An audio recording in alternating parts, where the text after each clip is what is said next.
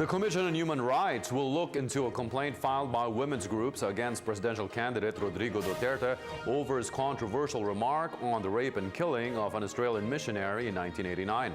Chairperson Jose Luis Martin Gascon said the most the CHR, which has no prosecutorial powers, could do is to provide recommendations to the DILG if Duterte remains a public or to the court if a complaint is filed when Duterte returns to private life. More of this report from Jervis, Manahan. A coalition of women's groups has formally filed a complaint against Davao City Mayor and presidential candidate Rodrigo Duterte in the Commission on Human Rights. In their complaint, they said that the rape joke is not the only instance where Duterte violated the dignity of the women. They said that there were times when Duterte was seen on national television whom he had no relationship with. These actions have violated certain provisions in the Magna Carta for Women, which counters discrimination and pushes for equal rights. The group clarified that they filed the complaint because they are against the trivialization of rape jokes and not because they are campaigning for any of Duterte's opponents. Kung katungkulan bilang mga organisasyon ng kababaihan na tiyakin ang pagpapatupad ng mga batas na aming pinaghirapan na panahon.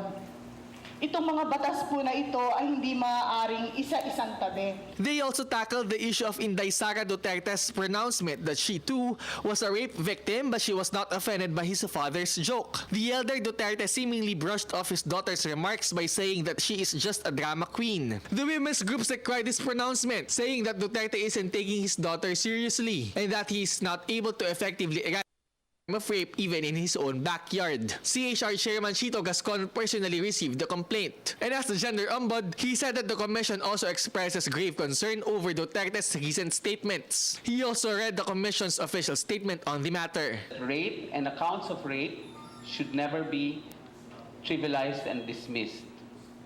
Rape is one of the gravest forms of violation against women.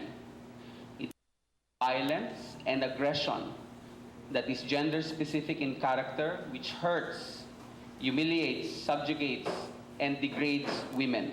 The complainants also swore that their documents are correct and were submitted in good faith. After this, CHR is set to commence a fact-finding investigation to know the entire version of the truth. Gascon said that they will be sending a letter to Duterte's camp to ask for their official statement over the issue. CHR has no power, and depending on the outcome of the investigation, they may recommend charges through the Civil Service Commission or the DILG. The problem is if ever Duterte wins, he will be immune from any suit. But if ever he loses, CSE and the DILG will lose their jurisdiction over Duterte. However, Gascon says that everything is purely speculative from this point and a lot could still happen before Election Day. We asked for Duterte's official comment regarding the case, not yet responded as of this time. For the People's Television, this is Jervis Manahan.